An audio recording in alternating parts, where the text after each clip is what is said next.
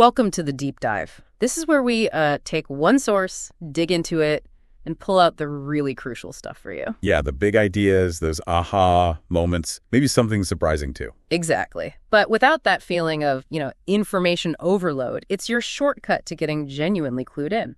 So what are we diving into today? Today, it's a book that's been grabbing people for ages, actually since '96 originally. The Monk Who Sold His Ferrari by Robin Sharma. Oh, right, that one. Huge impact. Yeah, we're looking at the '99 HarperCollins edition. It got praise from people like Joe Tsai, Brian Tracy, even Paulo Coelho. Quite the endorsements. And publications, too. Oh, yeah, the liberal family circle. Yeah. They all noted its mix of, Eastern wisdom and Western drive. Focus on success, happiness, that kind of fulfillment. Precisely, that blend. Okay, so let's get into it. Well, the way Sharma starts is pretty dramatic. He just throws you right into Julian Mantle's public breakdown. Yeah, the super lawyer. Right. This guy, seemingly invincible, Yeah. The fancy suits, the perfect record. $3,000 Italian suits, the book says. Exactly. And then, bam, he collapses right there in court. Talk about vulnerability. The contrast is just stark. It really is. That outward success versus, whatever was going on inside, it sets the whole transformation story in motion. And we see it all through John's eyes. Julian's former colleague, protege, really. Right. John gives us the backstory, their early days. Yeah, John, fresh from Harvard Law, same as Julian, but totally different background. Working class roots, right. Father, a security guard. Mother from the Bronx, yeah. But Julian saw something in him. That hunger. That's the word Julian used. He picked John for that huge murder trial because of it. The mother of all murder trials. And they nailed it. Won the case. They did. But that focus on hunger, it's interesting, isn't it? Very. It shows that initial ambition, that drive that pushes people early on. But it also hints at the downside, maybe? The cost? Well, yeah. For Julian, definitely. And maybe for John, too, eventually. That relentless chase for external stuff. It takes a toll. Absolutely. John admits it himself. He starts out super driven, working crazy hours with Julian. But then... Over those 3 intense years, he gets kind of jaded. Cynical, almost. Happens to the best of us, maybe. Then life changes. He marries Jenny, has kids. The classic catalyst for rethinking things. Totally. Suddenly, it's not just about the billable hours. He starts looking for, something more. Meaning... So he settles down a bit. Yeah, more conventional life. Rotary clubs, Saturday golf, you know the picture. Familiar, but still curious about Julian, right? Yeah. After he just disappeared from that world. Exactly. Always wondering what happened to the legendary Julian Mantle. And this is where it hits home for a lot of people, I think. That shift from pure career ambition to wanting something deeper. Purpose. Sure. And then, boom, years later, Julian shows up at John's office. Out of the blue. Completely. Yeah. But it's not the Julian John remembers, not the stressed, unhealthy guy. No, this Julian is different. Totally transformed, looks decades younger, radiates health, energy, lean, fit. And peaceful, right? Those piercing blue eyes. Yeah, John says it felt like he could see right through him. It's a shocking reversal. The description is so vivid. The contrast is just extreme. It makes you immediately ask, what happened? That's the hook. It pulls you, the listener, right into Julian's story. What could possibly cause such a change? And Julian's first words back to John, brilliant. Is this how you treat all your visitors? Even those who taught you everything? Huh. A little playful jab. Yeah. Brings back their old dynamic instantly, but also hints there's more now. New wisdom. Okay, this is where the real story unfolds. Right. John's just floored by how young Julian looks. He has to ask, what's the secret? And the answer is a spiritual journey. Triggered by a doctor's ultimatum, no less. Quit law or die. Pretty intense. Doesn't get much clearer than that as a wake-up call. Seriously. So he sells everything. The Ferrari, the mansion, all of it. Wow. Complete reset. And heads to India, a place that always fascinated him, apparently. It's ancient traditions. So he travels around. Yeah, through villages, sometimes walking, sometimes train, really immersing himself. Getting away from the old world completely. And connecting with the people there. He describes them as incredibly warm, kind, gave him a whole new perspective on, what's actually valuable. That kind of cultural immersion. It can really shift things internally, can it? Definitely. Stepping way outside your comfort zone forces you to reevaluate everything. And that warmth he found, it's such a contrast to the cutthroat legal world he left. Totally. And during this time, he starts feeling alive again, like really alive. The spark comes back. Yeah, curiosity, joy, that inner peace he'd lost. He even starts laughing again, properly laughing. That's a huge sign. Reconnecting with basic human joy, moving away from just external validation. He talks about this command from within, like an undeniable urge to go on the spiritual quest, to find that inner fire again. An inner calling. And the more he travels, the more he hears these stories, whispers about these monks. What's in the Himalayas? Exactly. Super long-lived, incredibly vital, ageless yogis. That really lit a fire under him. He had to find them.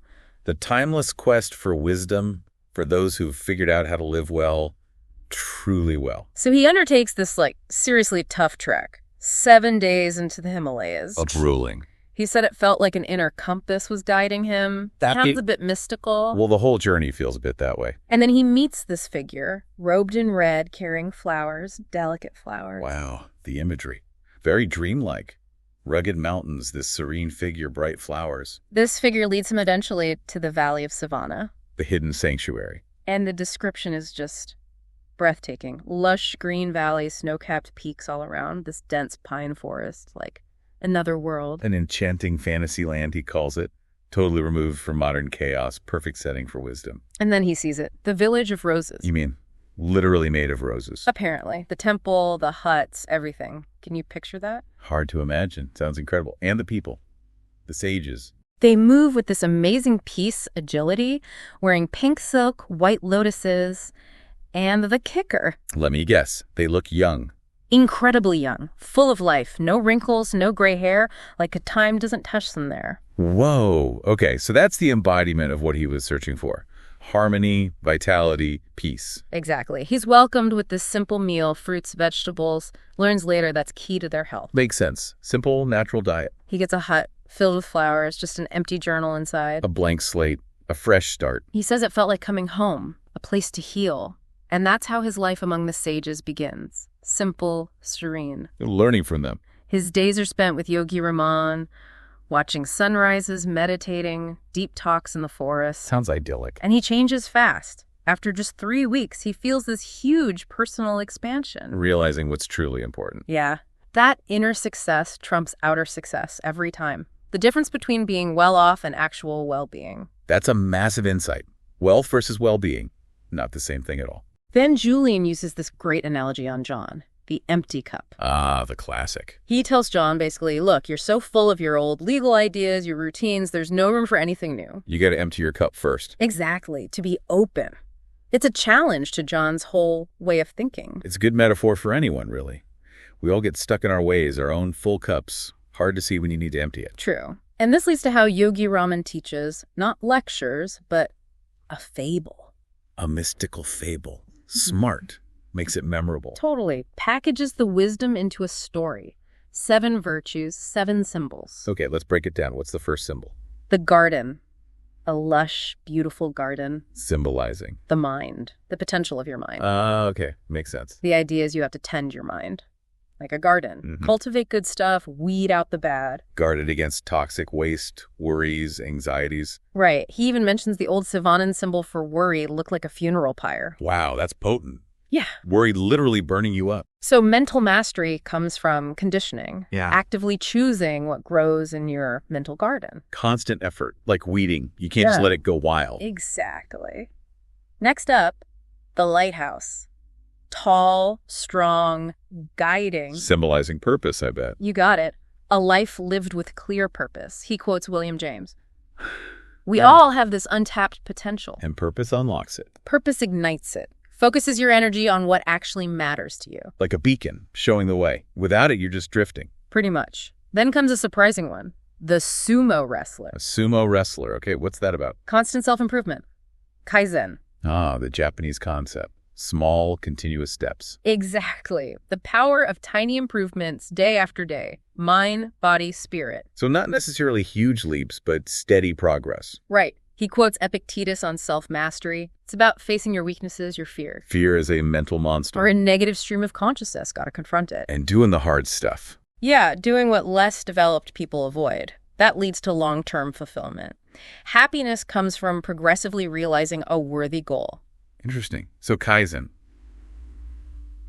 it might feel slow sometimes, but maybe it's more sustainable than trying for massive, sudden changes? That seems to be the idea, building momentum. Small wins add up. It cultivates the right mindset for bigger things down the line. Consistency over intensity. Micro wins leading to macro results. Got it. Okay, next symbol. A pink wire cable. Kink wire cable. Not what I'd expect. What does that represent? Willpower. Self-discipline. How does the cable relate? The analogy is powerful. One thin wire. That- Easy to break, but twist many together. You get a strong cable. Unbreakable. Exactly. Like small acts of discipline building massive inner strength. Spiderwebs uniting, he also says. Nice image. So willpower isn't just something you have or don't have. You build it. You build it through consistent small acts. He also distinguishes liberty from freedom. Okay. True freedom is self-governance, controlling your thoughts. Taking charge of your inner world. Right. And he mentions mantras as tools for this, words as embodiments of power. Focusing the mind. Reinforcing intentions. He shares an ancient mantra for self-control and 2 key exercises, just exerting willpower daily in small ways, and the vow of silence. The vow of silence. How does that build willpower? Resisting the urge to speak, controlling impulse, it's a discipline. Yeah. Small victories build momentum for bigger ones. Makes sense. Little bits of self-control adding up. Compounding strength. Now, symbol 5, a gold stopwatch. Gleaming. Time, obviously. Yep. Time, the most precious thing we have and the great equalizer. Everyone gets the same 24 hours. But we don't all use it the same way. Exactly. He talks about being busy versus being effective. Big difference. Time management is key. Crucial. Planning your week, balancing everything personal, social, spiritual work, not letting one area consume everything. And the 80-20 rule comes in. He calls it the ancient rule of 20. 80% of results from 20% of activities. So focus on the high-impact stuff. The meat, he calls it.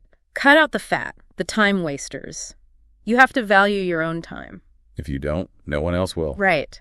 And beat procrastination by living simply, staying focused on your purpose and that deathbed mentality. Sounds grim, but I get it. Live like today matters, because it does. Time isn't infinite. Don't act like you have forever. It's a powerful reminder to prioritize. Okay, so we've had mind, purpose, Kaizen, willpower, time. What's next? Yellow roses. Bright, vibrant yellow roses. Representing. Living in the now, the present moment. Mindfulness. Being present. Because the past is gone, future's uncertain, and all we really have is right now. But our minds are always drifting, aren't they? Regrets about the past, worries about the future. Totally. He calls it frustrating, being pulled in all directions. Peace comes when you're fully focused now. Like when you're under pressure at work, maybe. Yeah. Or playing with your kids, you're just there. Exactly. He asks, what day is it? The answer, today. Simple but profound. He really stresses being present for life's big things, like your children's childhood. Live your children's childhood, he says. Oh, that hits home. And he shares his own story here, very personal. Losing his wife, his daughter. Because of his work obsession. Directly because of it. A stark example of making money versus making a life. Powerful lesson. And gratitude comes in here, too. Yeah, appreciating the present. And the story of Peter and the magic thread. What's that about? It's a cautionary tale about rushing through life, always pulling the thread to get to the next thing and missing everything along the way. A reminder to savor the journey, not just race to the end. It's so easy to forget that. So true. Okay, last symbol, the path of diamonds. Path of diamonds. Sounds nice. It symbolizes your life's purpose again, but also service, the path to real, lasting joy. Finding your calling, your unique contribution. Yes, discovering and living your life work, the thing that brings deep fulfillment. And setting goals is part of that. Definitely. Yeah. Clear goals, personal, professional, spiritual, and acting on them, plus regular self-examination, checking in with yourself. He gives a method for achieving goals. A 5-step method. Get a clear mental picture. Create positive pressure. Set a deadline. Okay. Use the magic rule of 21. Do it for 21 days to build the habit. Persistence. And crucially, enjoy the process. Don't just focus on the destination. Love that. Enjoy the journey itself. And the final piece is about service. We're all here for a reason, a special purpose. True fulfillment comes from giving to others. Like the Taj Mahal analogy. Yeah, built day by day, small efforts leading to something magnificent. It's about building an extraordinary life through consistent, purposeful action. And remembering what truly matters is what lies within you. Wow, that brings it all together beautifully. Purpose, service, inner richness. That raises a really important question for you, the listener, to think about. Well, the book ends with this powerful thought. For what lies behind you and what lies in front of you matters little when compared to what lies within you. Makes you reflect, doesn't it? It really does. So wrapping this up, The Monk Who Sold His Ferrari. It really gives you, our listener, this kind of roadmap, ancient wisdom applied to now. Yeah, a path to a more fulfilling life. And hopefully this deep dive has pulled out those key principles for you, quick and clear. Julian Mantle's journey is just so dramatic, it really highlights how valuable these 7 virtues are. The Mind Garden, Purpose Lighthouse, Kaizen Sumo, Willpower Cable, Time Stopwatch, Present Moment Roses, and that Path of Diamonds, Purpose and Service. Which of those, resonates most with where you are right now? That's something to ponder. Definitely. Each principle offers something practical. And for you, listening, seeking knowledge efficiently, wanting those aha moments without getting bogged down. We hope this gave you that, a solid shortcut, maybe some real inspiration. Perhaps it even makes you want to grab the book itself, dive deeper into those rituals and the full fable. Couldn't hurt. There's always more richness in the source. But hopefully this gives you a strong foundation.